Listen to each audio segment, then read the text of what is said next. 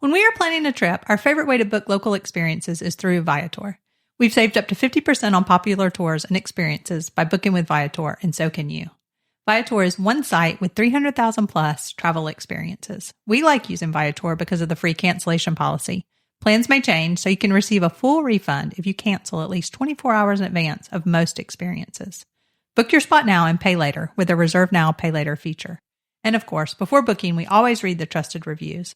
Viator has 4.3 stars from 140,000 plus Trustpilot reviews. Go to sunshinetravelers.com/Viator to explore and book your next local experience. Using our affiliate link to book your experiences and travel helps support our podcast and allows us to continue to provide new content each week. Please consider using this link when booking your next experience. There is no extra cost to you, and we are compensated through the affiliate. Whether you identify as a foodie or simply want good food while traveling, this week we're going to be speaking your love language. On today's episode, we interview a new friend of ours whom we met on a food tour in Puerto Rico. He's a private chef, food blogger, and TV personality who loves to travel and experience new cultures through their food. Hear from our friend Jay what his secrets are for finding great food while traveling and some of his favorite places for culinary travel. This guy's the real deal when it comes to food. You can even ask Bobby Flay about that.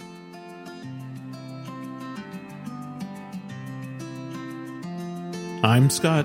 And I'm Melissa. And we are the Sunshine Travelers. Our passion is travel and sharing our experiences with those who enjoy it as much as we do, or those who want to learn more about travel, or even those who just want to live vicariously through our travel stories. No matter where you fall along that journey, get ready to hear about our first-hand experiences as we visit some of the most interesting and amazing places on Earth.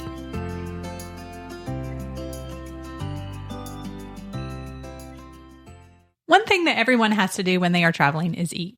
If you've listened to some of our other episodes, you'll know that finding good food is so important to us when we travel to make sure we don't turn hangry. This week, we're interviewing a new friend of ours, Jay Ducote, about how to find the best meals when traveling. Foodies may choose a location based on specific culinary adventures, and others are just looking for a good meal and possibly something either local or off the beaten path when experiencing a new location. Scott and I don't necessarily consider ourselves to be foodies, but we do enjoy asking locals for their recommendations and experiencing local culture through food. Let's hear from Jay about how, as a chef, he finds the best local dishes. Today we're joined by Jay Ducote. He is a chef and TV personality and blogger and does a little bit of everything, I think. And so we met Jay down in Puerto Rico recently at the TBEX Travel Conference. And while we were there, we were like, hey, it'd be great to have a podcast episode where you come on and talk about traveling as kind of a foodie, food travel, those type of things. So Jay, welcome to the show. Thank you so much. Great to see y'all again. Been a little while, well, like a month since I saw you in Puerto Rico. So good to see you again. Yeah, good to see you too. And funny enough, we met you on one of the very first tours that we did down there, which was the walking food tour that we have already told our audience about, that we have absolutely raved about. So that's kind of where we met you, our love for food and food travel.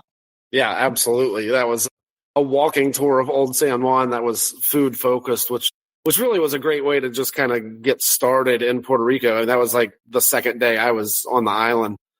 So yeah, a great way to get kind of that introduction to Puerto Rican food culture. So Jay, if you don't mind, just give us a little bit of your background. Sure. Before we get started. So I'm from Louisiana. I live in Baton Rouge, Louisiana right now. I grew up some second grade through high school in Texas and really suburban Houston. Although it wasn't quite as suburban when I was there, but it was Sugarland, Texas, and then moved back to Louisiana to go to LSU for college. Got a bachelor's and master's in political science, and then said, "Well, that's not what I want to do for the rest of my life." And then I taught high school baseball and taught math and coached baseball for 2 years, and then I worked for the state of Louisiana doing policy research and grant writing. And I was bored, and I started writing about food while I was stuck in my state office job cubicle. And so that was 2009 is really when a transition started for me, because that's when I started a food blog. And by summer of 2011, I was quitting my day job and trying to do food stuff full time, food media. I had started a radio show by then and was putting some of it online, like early form podcasting and trying to get into social media and all that stuff. And by then I was really doing a lot more cooking. I mean, I really learned how to cook, throwing LSU tailgate parties and at hunting camps with my dad growing up. But in any professional way, it really started in like 2011 with some success on the blog and some early TV shows, and then people wanting to cook things or eat things that I was blogging about. And I found kind of a market for some early pop-up dinners and things like that. And I really just kind of took everything from there and have just ran with it and have had success starting companies. I had a restaurant. I had a culinary product line, a media company with the radio show and blog and everything. And in 2019, I sold all of that and then went to work for the company that I sold it to. And then at the end of 2022, I quit that job. And so for all of 23 and 24, I've been back on my own, just trying to make sense of the world and do what I want to do, which for the most part is share food and culture with people. Well, it's always so interesting talking to people. We didn't realize this about you. I used to also teach high school math. Oh, yeah. So we didn't. Yeah.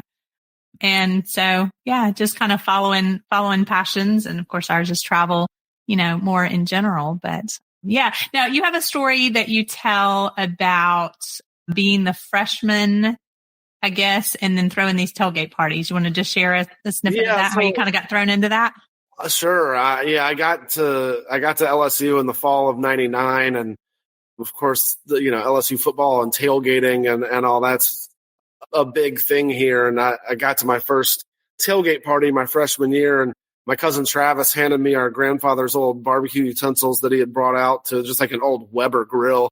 It was just like, here, freshman, you're in charge of the grill. And so I just kind of had to learn on the fly. I mean, and at that point, it was like grilling sausage and flipping burgers and stuff. It wasn't anything too crazy, but it was just, like 18 years old and a new college student, and cousins just putting me to work on the grill for the tailgate party. And we grew that tailgate party pretty substantially over the next 8 years, and had hundreds of people and lots of beer drank, and it was an organization. Yeah. And we may talk about this in a minute, but on one of the shows that you were on, you had to start out from like right out of the gate, feed 100 people.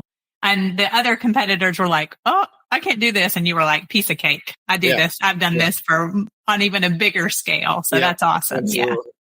Well, so one of the things that you really enjoy and you've talked to us about is experiencing new cultures through their food. Mm-hmm. And so, what are your top 3 to 5 places that you would recommend for people who would classify themselves as foodies?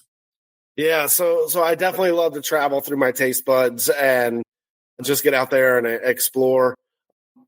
Let's start with like kind of my favorite American food destinations right now, and then my international experience is a little bit more limited. And I mean, I've got some, but I start with DC. I think Washington DC has a great food scene, and a lot of people don't think about DC for food. And there's also obviously a lot of other stuff to do there, but the international flavors that you can find in DC, and really the restaurant scene there, I've been very impressed with. I think it's a great food city. I think Chicago is one of the ultimate food cities in the States. It's a huge city, but I love the tradition and the culture there. I love their versions of pizza, and the deep dish I'm a fan of. Not everybody is, but the Chicago cracker thin crust is also really good. They're those different styles of pizza that they do. Yeah, I like that upside down pizza. Yeah, that's what I call it, but that Chicago style deep dish. Yep.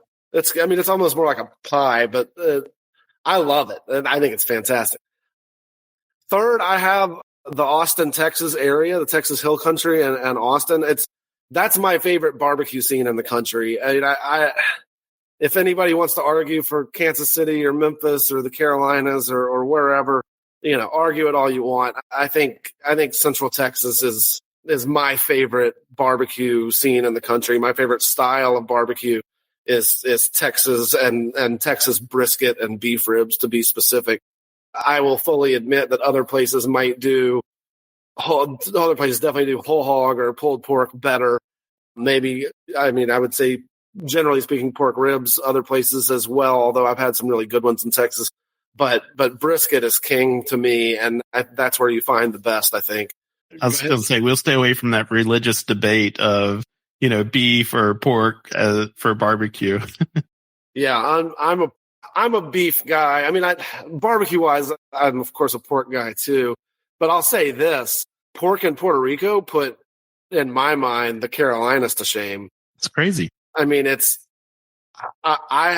was some of the best whole hog cooking I have ever had in my life. And anywhere that you just found like shredded, roasted, pulled pork, it was still tremendous.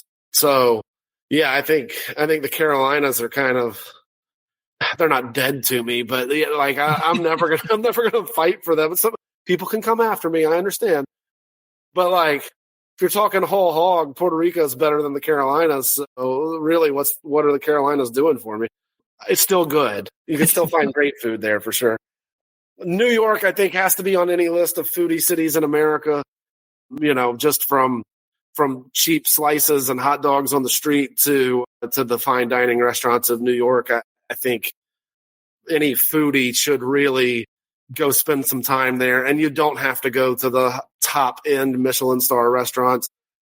I've never been to 11 Madison Park. I would love to if anybody wants to take me, or any of those kind of restaurants. But there's so much good food in that city, and the international flavors and everything else as well. And then number one, I'll just stay home and say, if it's a city, it's New Orleans.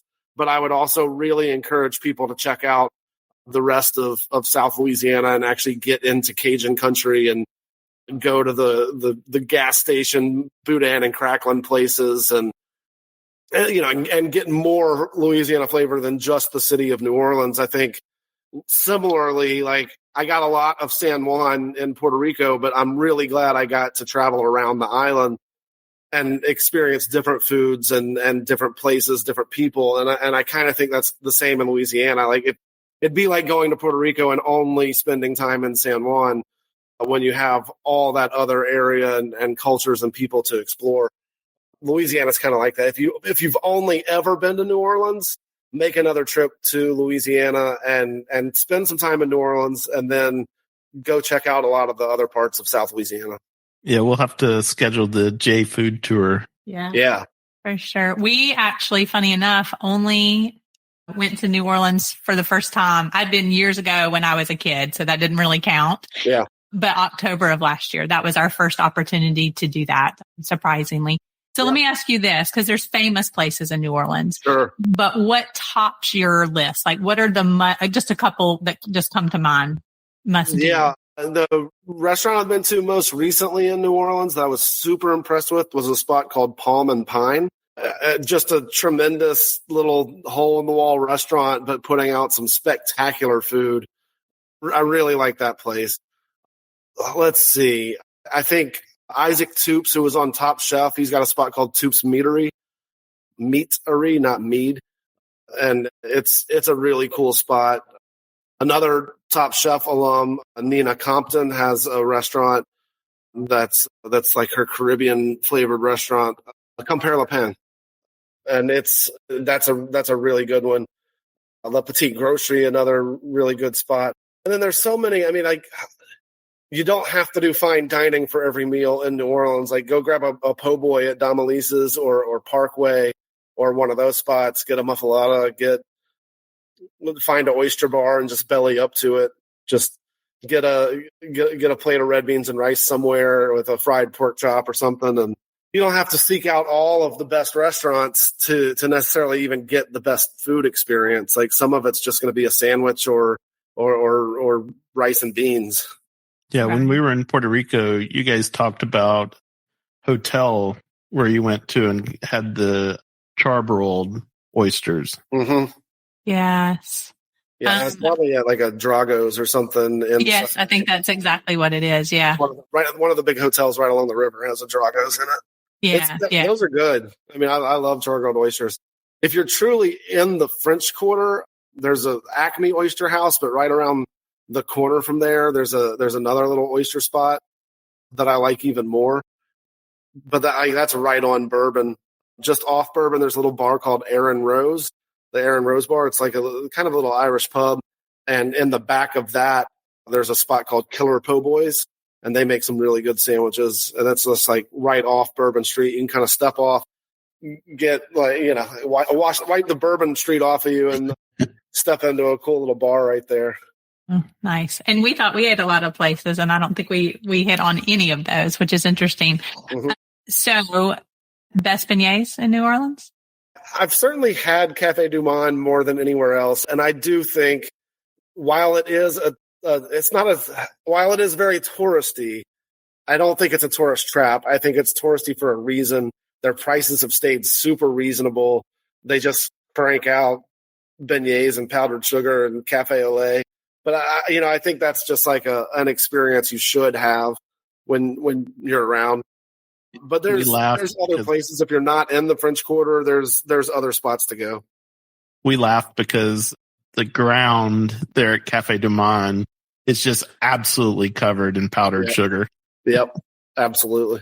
So when you're touring around and you want to find authentic local food spots, how do you go about finding those in a new city or new country? Yeah, so a lot of times I'd say my favorite way to do it is to actually ask locals.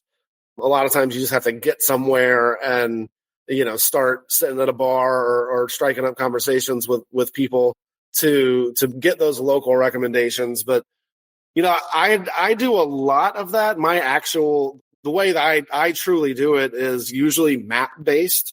So I'll know where I'm staying and I'll just pull up Google Maps and start zooming in and searching for right around there. And then I don't pay a whole lot of attention necessarily to the star rating and that kind of stuff. But I think overall Google and just looking at the map and getting kind of a sense of place for where I am and where the cool spots would be and how close they would be to where I'm staying, it gives me a little bit better view of where I'm likely to eat than just trying to find, top rated spots in the city as a whole. I stay away from Yelp and sites like that. I do some searches for, top local restaurants in cities or something and try to find like a blog or somebody that's written about a food scene before or covered it in that way instead of just looking at what are the top rated spots on Yelp or Travelocity area, Travel Advisor or whatever. Like I stay away from those just like mass aggregated people voting type sites and look for a local blogger or those type of sites. Okay. Yeah, I think these days most of those are like AI generated anyway. Mm-hmm. We've seen that even with where we live here is in a large publication. The writer wrote about the top thing you have to do when you visit Amelia Island is go and tour the lighthouse. Well, you can't even tour the lighthouse. And mentioned a restaurant that had been closed, for months, and you're just like, okay. Yep. Have you ever even been here? Yeah. Right. Okay. So looking at blogs, looking at personal experience more than just reading those reviews. Yeah, absolutely. Because I feel like a lot of times people write reviews when they've had a bad experience, people don't really take the time to write reviews when they've had a great experience. Yeah, that's definitely how I feel. Generally speaking, like Yelp and even Google and stuff are.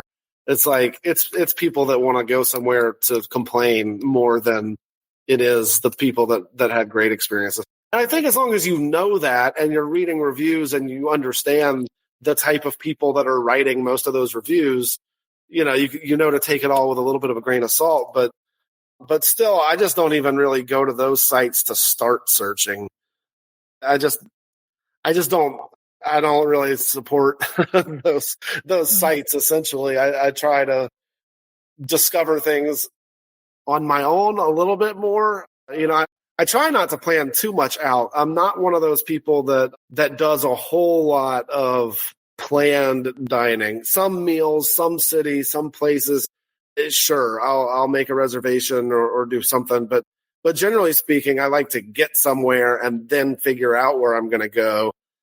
And a lot of the places that I'm trying to go, especially if I'm solo traveling, aren't places that I need a reservation for anyway. It's somewhere that I'm just going to walk in and sit at the bar. If I was traveling with a group of 6, I would maybe feel a lot stronger about needing to make a reservation somewhere if I wanted to go to one of the trendiest spots. But a lot of times if it's just me and I'm kind of looking for more of a hole in the wall place anyway, that's what I do. And I'm a big craft beer guy.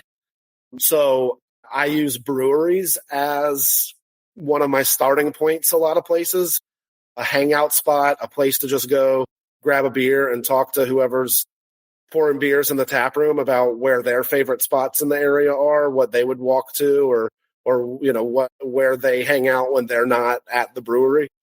And that usually is some helpful word of mouth local advice instead of just relying on the internet. Yeah, that's absolutely true. Yeah. And like you said, just go up to the bar, and that's where you have like the best conversations and, meet the best people and stuff like that too. So go ahead. Well, it's how we met on that walking food tour of Old San Juan. I haven't done that type of organized food tour in a long time. I couldn't even tell you the last time I truly was just like with a group of people doing a little food tour like that. I do fam trips with tourism bureaus and stuff every now and then, but that's usually like, driving around, and there's some other stuff to do in between. And obviously Old San Juan's super walkable, not very drivable at all. You want to do a walking tour, but that was a really cool place a cool way to get acclimated with where we were. You can walk around Old San Juan easily, but to actually have a guide kind of taking you around, bringing you to some places and explaining a lot more of the history and the culture, the geography, how things are laid out, where these bricks came from, the colors of all the buildings, all that was definitely a good crash course welcome to this new place. I've never done anything like that in New Orleans, but I would imagine there's some pretty cool walking tours of the French Quarter in New Orleans, and definitely other ways to see the city. Yeah, I think a lot of those are focused on the haunted, but I'm sure there is one, which would probably be very good. And what was so excellent about this one is that we have actually spent a good bit of time in Old San Juan, and the places that she took us, we had not even noticed, which was funny. And I know you said one of them is only open lunch to the afternoon, but we were just wait, how did we not even notice this place? You know? So that was what was great about that. So again, we mentioned it in our Puerto Rico episode, the spoon experience, but I think that was a really high quality experience as well. Yeah. So do you want to talk about any international? You have anything that stands out to you international? And we can talk some more about Puerto Rico too. Yeah. So I've been in the Dominican Republic 5 times, and a lot of people, I know a lot of Americans, a lot of people I talk to really only know Dominican Republic through the all-inclusive resorts in Punta Cana. I would really encourage people to check out the rest of the Dominican Republic. Santo Domingo is a really cool city. The historic area there is just bustling with restaurants and nightlife and Dominican culture. Santo Domingo is super easy to that historic area is super easy to get around and do everything that you need to do. And then the north coast of the Dominican Republic, from Puerto Plata over to Cabarete, which is the Kite Beach, and Sosua, and then to Las Terrenas, all really cool, great for beaches, great for water sports and those kind of activities, but really cool food and culture and stuff too. So I have very much enjoyed the Dominican Republic. I did a month in Ireland in 2006, so it's been a long time, but I'm trying to go back next summer. And I loved Ireland, and I really only spent a couple days in Dublin. Most of my time was on the west coast, Galway, and then up to Westport and that area. And I loved Ireland. Now, from a food point of view, I can't really say there's a whole lot. And again, I was 26, and it was before I really started professionally in the food world. But so I can't say I remember a whole lot. I ate well, but it was probably a lot of meat and potatoes and that kind of stuff, fish and chips. But then I did a week. Yeah, absolutely. I did a week in Portugal after that, and Portugal is a country that I would love to go back to, and I mean, and that was in 2006, so almost 20 years later, I know how much Portugal has grown and has had its comeuppance in the travel and tourism world. So I would really love to go back and check it out more now. But I flew from Dublin to Porto in the north of Portugal, and then traveled all the way down to Lisbon and then down to Faro and the south coast. So I really, along the coast, got to see pretty much all of Portugal over the course of that week. And yeah, I would go back there in a heartbeat.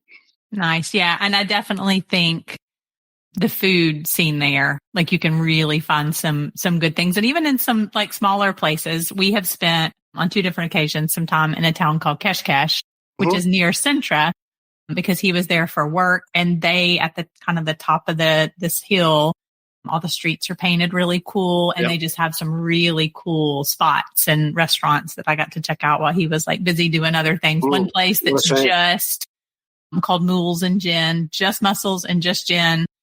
I remember that a vegetarian came and she was like, oh, what? And they're like, oh, I'm sorry. This is it. This is the menu, And so anyhow, just very interesting places like that. So lots of seafood, obviously, too. And everything with a view, just about.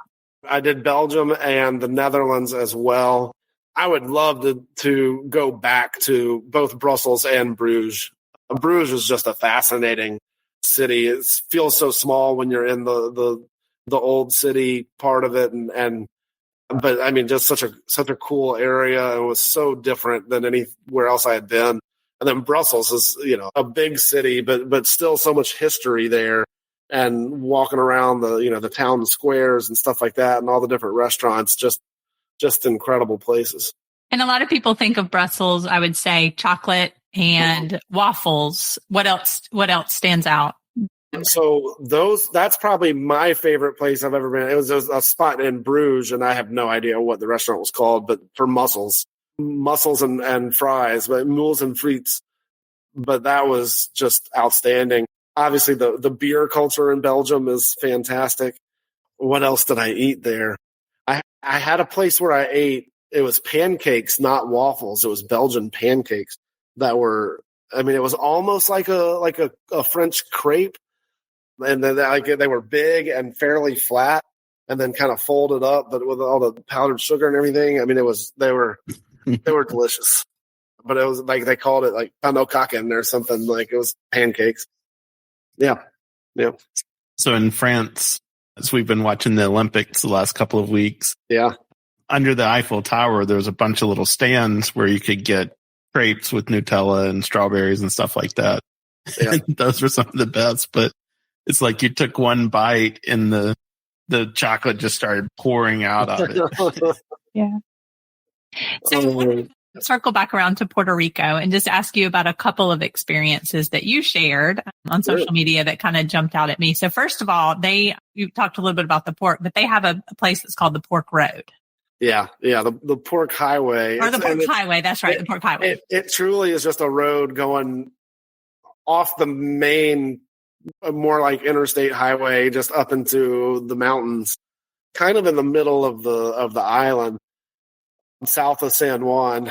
And yeah, there's just like maybe a dozen, maybe more, just roadside pork restaurants that are all doing their own version. They're all fairly similar, but of the whole hog roasting on these giant spits over, the fires and stuff. And they just bring out the whole pig and start chopping it up, and you get all that crispy skin and that just like beautiful fat layer under the skin. How they get the skin that crispy, I want to know. And I want some lessons on that, because a lot of times that I do whole hog, the skin just comes out so leathery. Yeah. I think it's a matter of getting the skin dehydrated enough, and you probably have to like separate it from the fat a little bit, and then getting a high enough temperature on it where you're not burning it, but you're really crisping it. But I want to take some more lessons there. But yeah, that whole Pork Highway region was really cool. And I got to go there on a Saturday, and there was just so much life happening there, and just like bands playing at some of the joints, and just some people just hanging out on the street, drinking beer, drinking mojitos, enjoying life, eating pigs. It was great.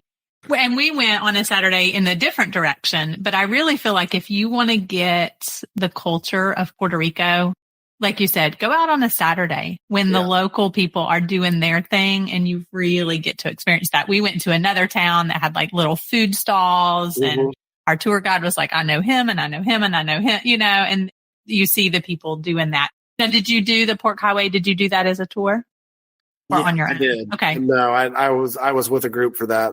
That was with the Sofrito tours. Yeah. Okay. Yeah, we had mentioned them. So Sofrito's tours for that, and we can link them, in the show notes for people. Yeah. But Sofrito's, she's a fantastic tour guide, and she did a great job with that Pork Highway trip and to the little town of Calle. And then I also got to do like a waterfall tour with her as well. We ate, but it was just like we ate just to like feed our bellies. I mean, I had a good mofongo and stuff, but really that tour was to 4 different waterfalls way up in the mountains. You also did like a supper club place, correct? Yeah. So that was on the West Coast. I did 3 nights in Rincon, really kind of at the end of my trip. And I had 2 of the best meals of my entire trip there. And it was really the only places that I made reservations for after any of the tours in San Juan that I was part of. And one of those was a supper club called Reina Mora. And it was a really good chef and then his wife, Alex and Sarah, that really just kind of relocated there to like get out of the rat race and just like have a cool place to go live. And it's an old house that was converted into their restaurant. I think they might live on the 2nd floor above there. And I mean, this guy worked for some badass restaurants in Atlanta and Chicago and New York, and then decided on the West Coast of Puerto Rico. But he sources a whole lot of local ingredients and farm to table kind of stuff. And then it's 20 seats. He does it Thursday, Friday, Saturday, and 20 people at a time. And they have some communal tables and then some tables where you can just kind of, your group of 2 or 4 can sit. And that's it. You got to make your reservations in advance and pay up front. And then you get the address of the house and you just kind of show up and they welcome you in. But it was one of the better hospitality experiences that I've had in a while. I mean, it was memorable from the start, from how they welcomed us in to just seeing their operation. They did this entire dinner, just the 2 of them. Alex was in the kitchen and Sarah was working front of house, and they did, the entire group, just the 2 of them. So they work plenty to pull those dinners off, but just a remarkable experience. The food was fantastic. I mean, just next level culinary experience. So I would definitely recommend anybody going to Rincon or the West Coast to look that up. It's Reina Mora. I'll get that from you, and we'll definitely link that. So how far in advance did you book that? Did you find out about it after you got to Puerto Rico? I booked it like a week in advance, a week out from when I knew I was going to be renting a car and driving over to Rincon and all that. But also, like, July was slow season there. Okay.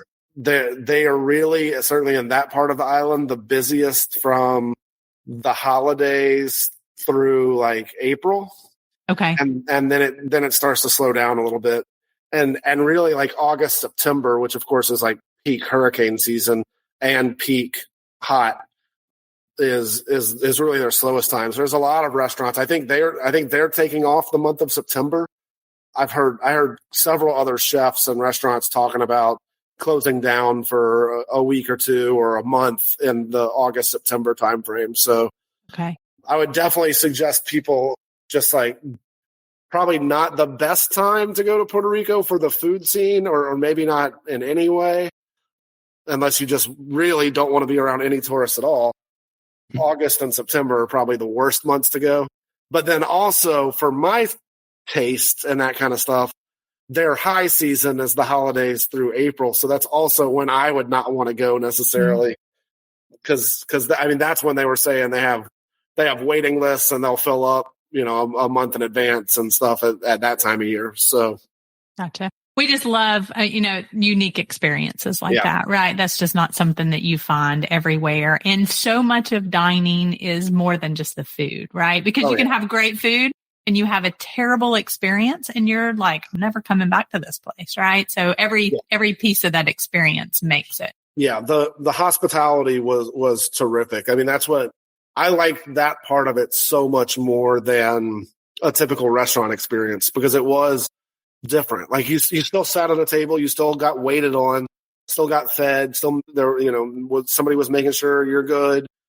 They had some wine service. They had a rum cart for dessert that they came out and let you look at some different rums to taste with your dessert that would pair with it. And but just the experience as a whole was just so great. And of course the attention to detail and the attention that they can give every person in there when it's capped at 20 people at a time was so great.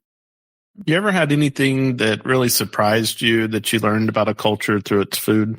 I'm sure there's been plenty overall.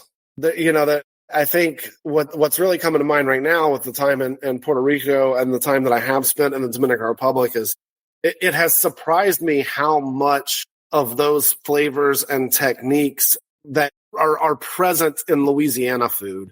And it makes sense that, there was some Spanish colonization in New Orleans as well. Obviously, it's a lot of French now, but it was part of the Spanish territory at one point before it was French and then before it was American. But what the Africans contributed and what just the trade winds contributed to the Europeans catching the winds to come into the Caribbean and then go into the port of New Orleans, and how European New Orleans is and everything. But I don't know, just the way that they're talking about the sofrito in Puerto Rican cuisine and stuff is it's just our version of the Trinity in Cajun and Creole cuisine, and there's so many other flavors and stuff that just kind of stand out, or techniques that you really see how the world was colonized, civilized, at least by the Europeans, through the food. Yeah, I think one of the things that we've seen just traveling globally is that, in the U.S., it's all about turning the tops, right? The tabletops and turning those over.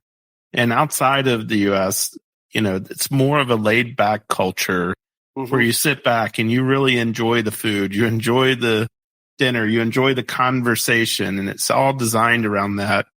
And if you spend an hour there, that's fine. If you spend 2 hours there, that's fine. Yeah. Yeah, I like that. It's definitely, our concept of a power lunch. I'm going out to eat for lunch, but I only have an hour, and really that means I only have 45 minutes. So get me in, get me out. It's well, then why are you even going out to eat?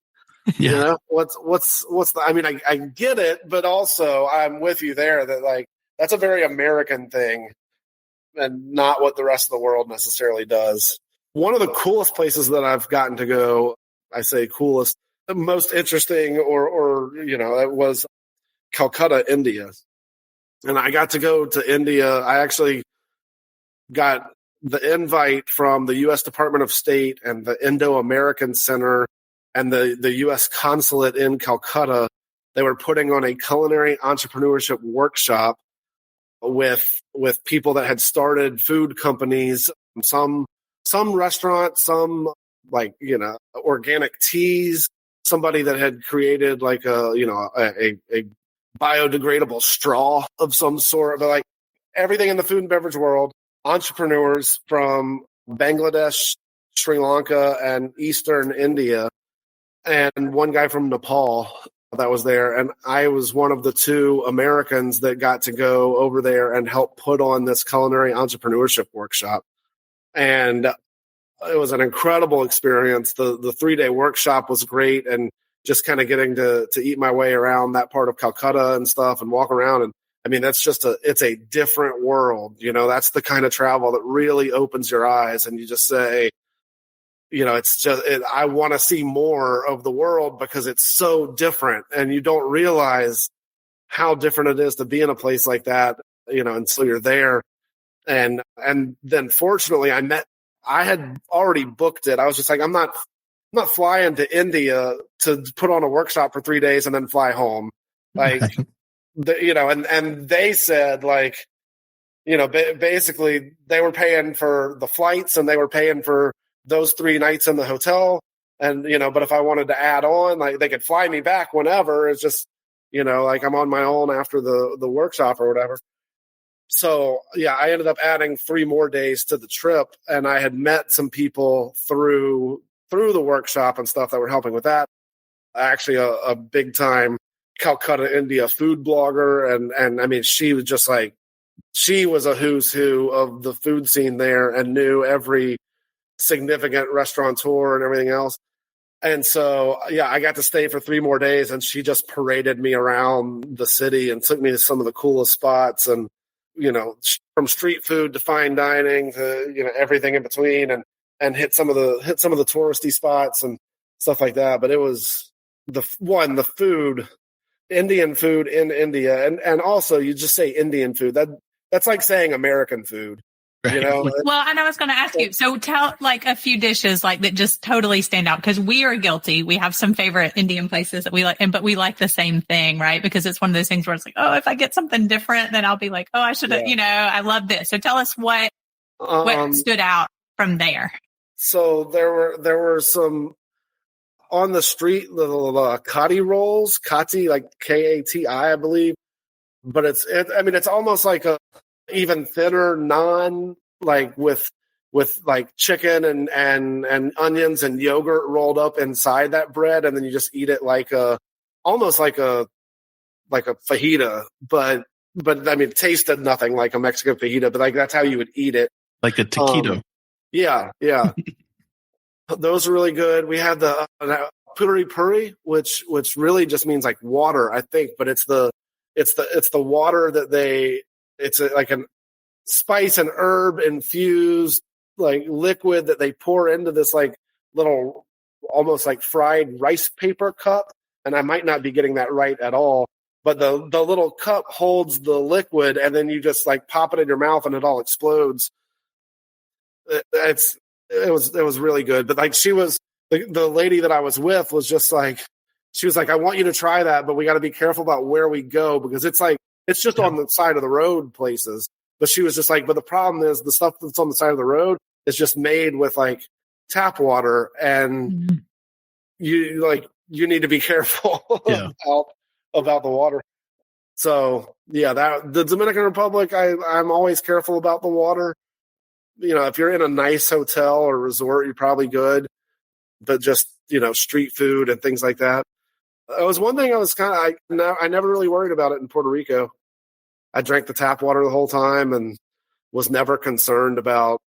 Yeah, we didn't worry about it either. Yeah. And even up in the mountains or outside of San Juan, I was never concerned about it and never got sick in any way. But I mean, Puerto Rico's, it's America, right? Yeah, there you go. So I think that's really it has its own culture for sure. Oh, for sure. Yeah.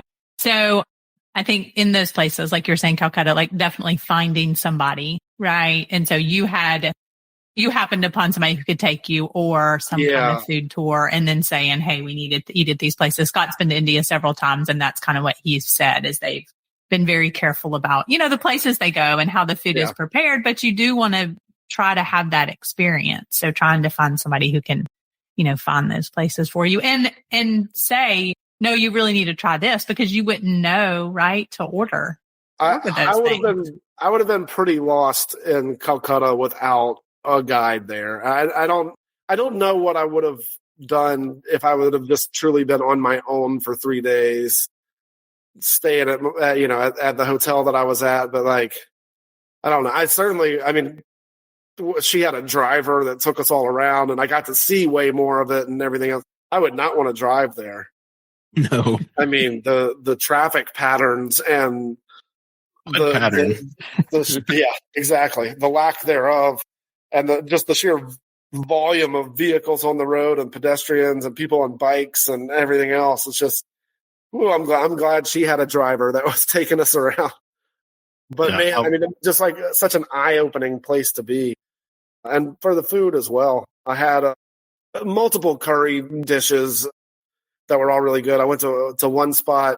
It was a chef that was one of our entrepreneurs at the workshop, and then he had basically a seafood restaurant there that was really, really good. I mean, and I remember some sort of like black curry fish dish that was just like next level, and I don't remember exactly how he even did that.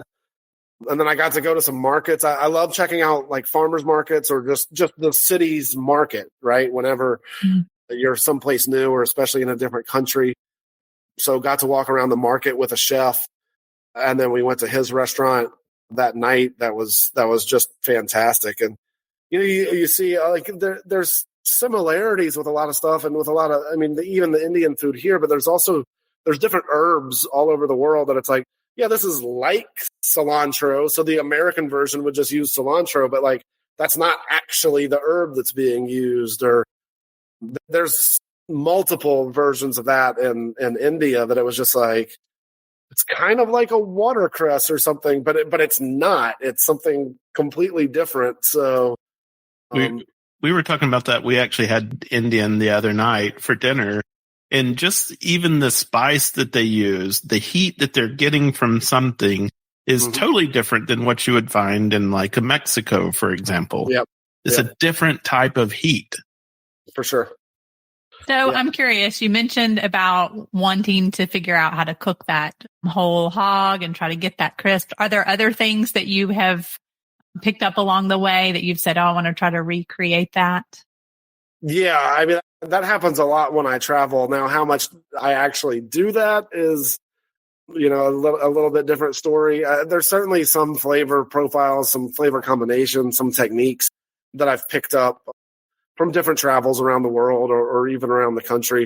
But most of the professional cooking that I do, catering and private chef stuff, I'm doing more Louisiana or barbecue related food.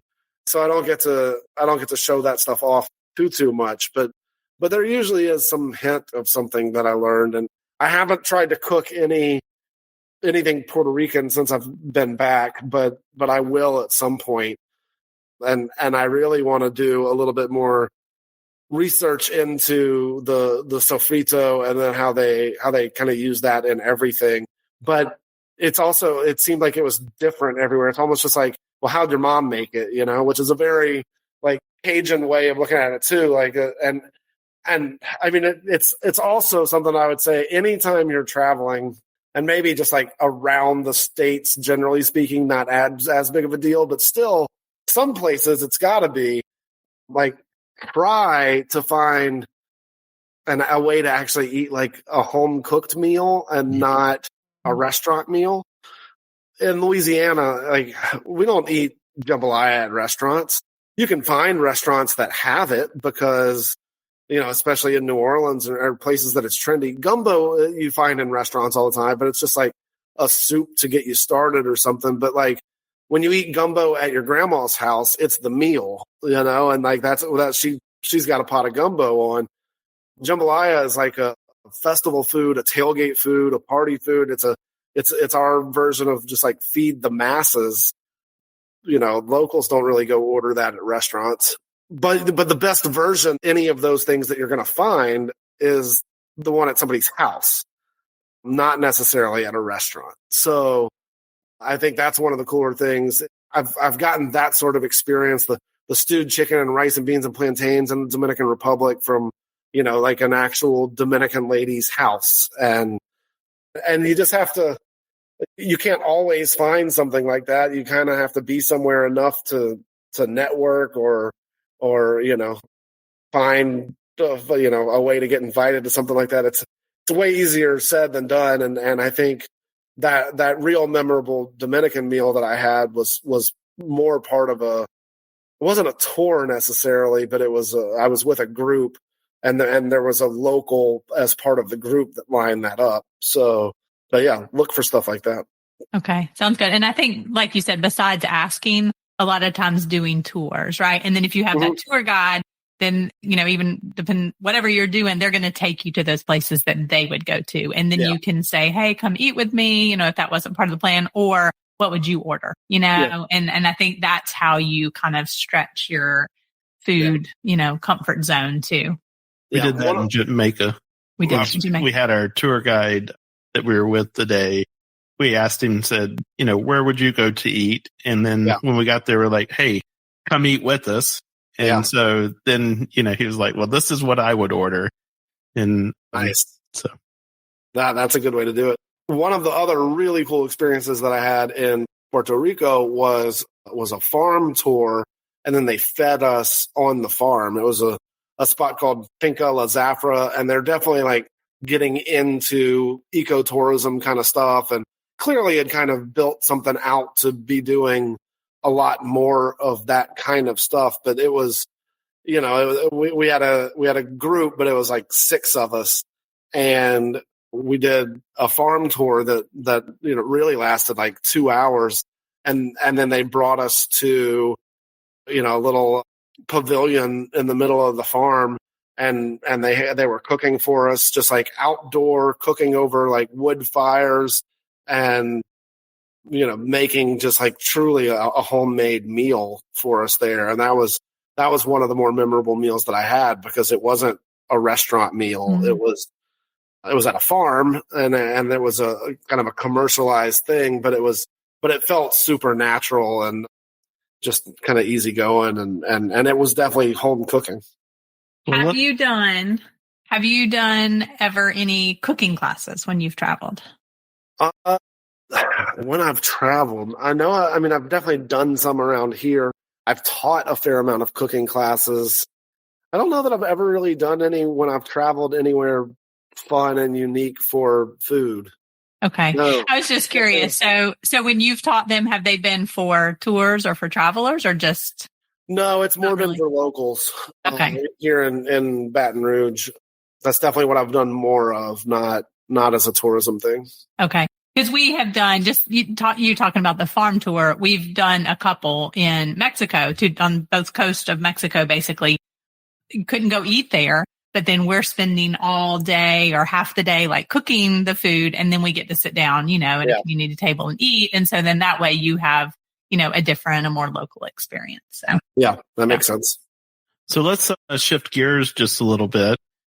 And we wanted to know if we could ask you something surprising that we learned about you while we were in Puerto Rico. Sure.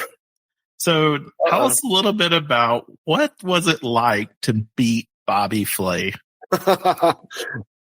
It was one of the cooler moments of my life, for sure. I knew Bobby going into it from doing Food Network Star, and for that show, we were basically in Los Angeles on sets together for 6 weeks in 2015. And then when I got to do Beat Bobby Flay in 2018, we at least had a little bit of that history. So he knew who I was walking onto set, and knew I was a Louisiana guy and all that. Then when I challenged him to a crawfish boil, he was pretty shocked, and it was off camera, or when the cameras had stopped down to move around before we started cooking. He's like, "That's a good call. I've never made this before." He's like, "I've eaten crawfish, but I've never cooked a Louisiana crawfish boil." So, he was just like, "Good luck to me." And I was like, "Oh, not really though, because I want to win." It was one that I was like, "Oh, I in my simple mind thought you just put some crawfish in a pot with some seasoning and you're done." But then I watched you prepare everything from scratch, including creating the seasonings. Yeah. And that was pretty amazing. The trickiest parts were trying to do the seasoning without just like a store-bought seasoning blend. And then honestly, the trickiest part was getting water to boil on that propane stove that they had in there. And like, when we do crawfish boils, it's outside on like a jet burner. It's like you hear the rumble of the propane tank, the burner, and this was just on like a stove inside. And I put way too much water in the pot, and then was just like trying to get it to boil the whole time. And I mean, at some point in that episode, I'm like using a pot to scoop water out and put it into a smaller pot on a separate burner to try to get that up to a boil, and then like add it back. 45 minutes flies by. I mean, 45 minutes is actually kind of a long time in a Food Network cooking competition world, but it's not that much time. It flies by. So yeah, when they said the results and said that I won, I was still, super happy, somewhat not shocked necessarily. I knew I had a decent chance, but I did not know that I had won when they announced it. It definitely wasn't a given. It would not have surprised me if he beat me.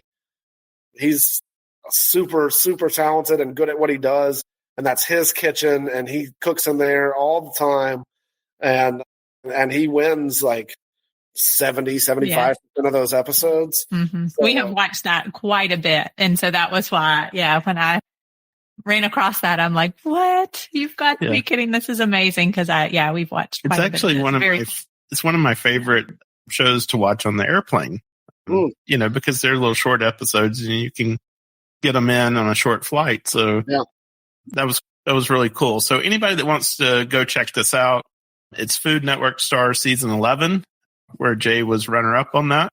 Yeah. And we haven't finished the season yet. So we'll hold on for that one. But then we did watch the Beat Bobby Flay in season 21, where you beat Bobby. So go check those out. Really great shows.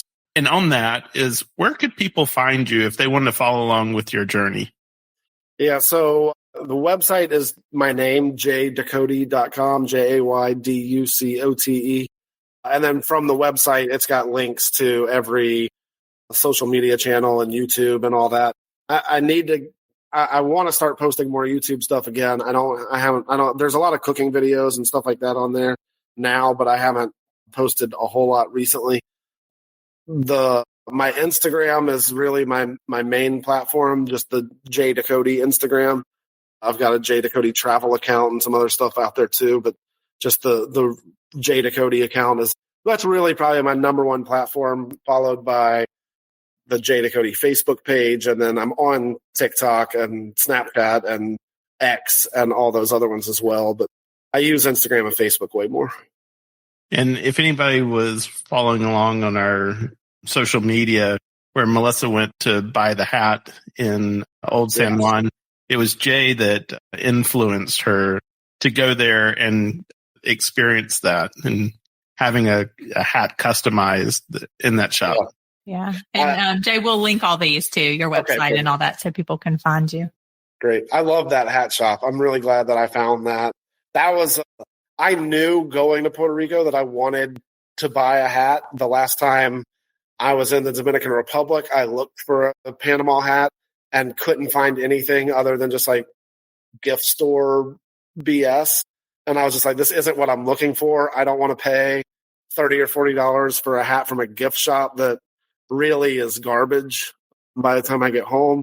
Like I wanted to invest in a nice hat. And so I have like a straw cowboy hat, but I knew it's not what I wanted to wear around Puerto Rico. So I looked that up in advance. I was just like, I'm gonna get to Puerto Rico and I'm gonna find a hat shop and I'm gonna go get the hat that I've really been looking for, because I know in San Juan I'll be able to do it. And so I just like Google searching and stuff, I found that hat shop in Old San Juan, and I went there on my first day on the island and posted some content about it and stuff, and then influenced me to because they're handmade in Ecuador, which was interesting to us because we had been to go in the Galapagos, and then they customized them there in front of you, which is great. So you're supporting several different artisans and a truly authentic hat. Yeah. Well, we have 3 questions that we like to wrap up every interview with. Okay. And the first one is, what is your favorite place that you've ever visited? Wow. I'm gonna go with Portugal. Like that's really that is the country that I spent a week in that I'm like, that's the highest on my list of places to go back to. And I'm probably will go back to some places in Ireland, and I'll definitely be back to a lot of places in the States, and be in the Dominican 5 times, sure. And hopefully I get to go back there at some point. But a lot of my travel really makes me say, this was cool. And as much as I loved it, it also really makes me want to go someplace new. Like there's so much more to see and so many more places to go that I don't feel the need to go back to the same place every time. But it being almost 20 years now since I've been to Portugal and knowing how much has changed there, and there's no way I would go back to the same places I went to in 2006 as a 25-year-old. So, I would love to go back to Portugal, and it really was a very cool experience, that I still remember from 20 years ago. So, do you eat octopus? Oh yeah. Okay. So, because that's one of the things, in that whole area of the world, but especially in Portugal, I had a fair amount of octopus in Puerto Rico. Yeah, we did. Yeah, too. we did too. Yeah. But I'll tell you, the best octopus in the world is in the Greek islands. They have just a very different way of preparing it. They let it dry out in the sun all day long before they cook it. And so it was very tender. Yeah. Well, we love Portugal as well. Matter of fact, we want to go back and do the El Camino de Santiago, the trail that goes from Portugal to Spain. And you're basically hiking between cities along the coast, so not like up in the mountains and stuff like that. But that's something really high on our list. And then you could try all kinds of different restaurants along the way. Oh yeah. Yeah. That'd be cool. I was in Portugal for a week. I didn't step foot in Spain. I would love to do that at some point. Oh yeah. Especially for the food. Yeah. Especially for the food. Yes. There's way more of the world that I have not seen at this point than I have. I've been to some cool places, but really just getting started, hopefully. So come with us, brother. We'll take you some places. All right. I like it. The second question that we have for everybody is, what's currently at the top of your bucket list of destinations that you want to go to? So I've got to do an East Asia trip at some point. Thailand, Vietnam, Japan. There's so much more, but never been to India is the closest I've been to that part of the world. Obviously, just totally different. So that's up there for sure. And I would also say a South America trip is really high. I really want to do a Uruguay to Argentina trip. Like, just they're right there. Try to knock both of those off. The meat culture there, the wine culture there, just tremendous. I would love to do that South American trip. And then I'd really love to go to New Zealand. I think New Zealand I think there's so much of it that would just like sit right with me. The mountains, the coastal mountains, the wine country, just the lifestyle there, a lot of the food, I think would be I think I would really like it there. I might not come back though. Well, as you are trying to plan your Portugal trip, your Buenos Aires and Argentina trip, we do have some episodes to kind of walk you through that. And the one about Buenos Aires was with a local. So he was kind of, Scott has been, but he was kind of walking us through, not only where to eat and stuff like that there, but then, kind of how to road trip around and what to look for Argentina. So perfect. And then I guess finally is, where are you going next? So maybe not as exciting for, compared to all these international destinations, but I'm about to spend a month in Williamsport, Pennsylvania. Williamsport is the home of the Little League World Series. I'll be there for the championship weekend of the Little League World Series. But then for the month of September, I'm teaching a college class at a small liberal arts school called Lycoming College in Williamsport. So I'm doing that for the month of September, and then I'll be back in Louisiana in October. I think I've got a couple quick trips to Indianapolis and Denver in November, and then that's really all that's planned for the rest of the year as of now. So nothing international, but but moving around the country a good little bit. And then I actually am looking at, I just had lunch with a buddy today that we've been talking about going back to Ireland in the summer of 2025. So that could be my next international trip if nothing else comes up. Well, we have a great road trip for Southern Ireland as well. So nice. Yeah. You can check that out. Yeah. And we plan to go to Donegal for the T-Bex next summer too. So, because we've been wanting to get back to Ireland. It's just beautiful. Yeah. Well, Jay, we appreciate you taking the time to come and talk to us. You know, this is a topic that we haven't spent any time on since we started the podcast. And we know a lot of foodies who listen to our podcast. Sure. So I think they're going to be super interested in this episode. Well, it's certainly one of the top reasons to travel, or what people are looking for when they travel.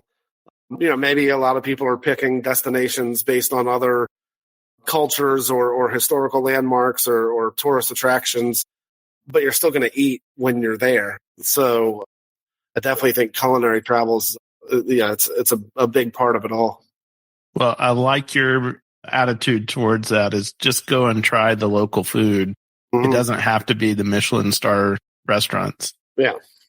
Yeah. So I have one other quick question. Of course. Yeah, always. Will we ever have a trip that we can go on where you might explore some kind of culinary destination? Yeah, I've played around with that idea and want to play around with it some more.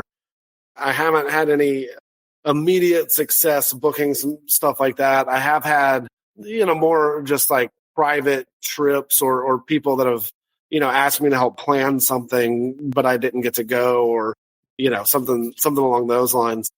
But yeah, I do like the group trip model and saying, like, I'm going to this place to eat and drink, come with me. So yeah, I would love to do something like that. Or if that's something that you guys are doing and you want to bring a culinary guide along, let me know. Maybe we could tag team something. I was just thinking, like, we had mentioned that coming out of Puerto Rico, that would be a great place to do a group trip. So maybe we can tag team that idea, and you plan all the culinary stuff, and then we'll plan like the experiences and stuff like that, and make it happen. Yeah, I do think Puerto Rico would be a great place to do a group trip like that. So. Yeah, we fell in love. The first time we went there, we weren't so in love with Puerto Rico, but this past time we brought part of it back in our hearts. So yeah, very nice. It's a great thing about travel. Sticks with you like that. Well, thank you again, Jay. It was great to talk to you, and we really appreciate you sharing all your experience and knowledge with our listeners. My pleasure. Thanks for having me. Scott, I was surprised that the first place that Jay mentioned for foodie travel is Washington, D.C. We haven't been to Washington, D.C. in a long time. And when we were there, it wasn't really thinking about the food. It was like the museums and the sites and things like that and the history. Yeah, I would also say that the last time that we went to Washington, D.C., we were probably very much doing that on a shoestring budget as well. Yeah, that's true. So I think that's somewhere that we need to put back on our list if we have the opportunity to check out some of the food there. Yeah, I mean, one of the things to remember is there's so much to do in Washington, D.C., and it's free. A lot of the attractions are. And so now you can spend your money on food. Yeah, that's a good point. Listening to him, it sounds like that there's more places that we need to go to visit in New Orleans, and then make our way to Baton Rouge and stopping at some of those gas stations that he was talking about. And then maybe we can convince Jay to put on a pot of jambalaya the way that his grandmother would have made it. Yeah, to have that local food experience at home. Yeah, that would be awesome. And then maybe we also need to tag team with Jay and do a group trip that's centered around food and local experiences. So we mentioned several places where that would be amazing to do that. So we'll have to work on that. Yeah, I mean, he's just an amazing guy. And we created such a, I thought, great connection with him in a short amount of time. And I think I'd have a lot of fun traveling with Jay. Yeah, he's super cool. Yeah, I thought, I was like, man, we need to take him to some of the places that we have planned, right? Because, He talked about that he hasn't done a lot of international travel far and away as kind of a food blogger or a food lover and stuff like that. And so we just need to take him with us to a bunch of places. Yeah, and Puerto Rico would definitely be awesome because there's a lot of food experiences like that pork highway that we haven't gotten to do a lot. But back to Portugal, always good food. But Spain? Oh, yeah. Let's go.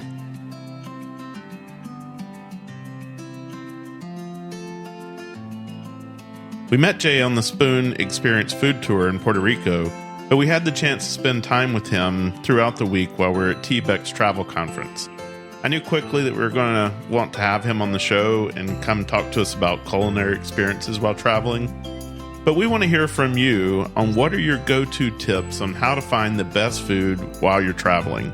Email me at scott@sunshinetravelers.com and let me know. I also want to hear about your favorite culinary experiences while you're out there on the road. We're always inspired by your travel adventures.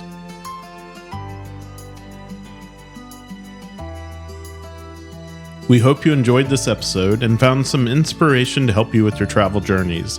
If you could take a moment to leave us a review on your favorite podcast platform, it would be greatly appreciated.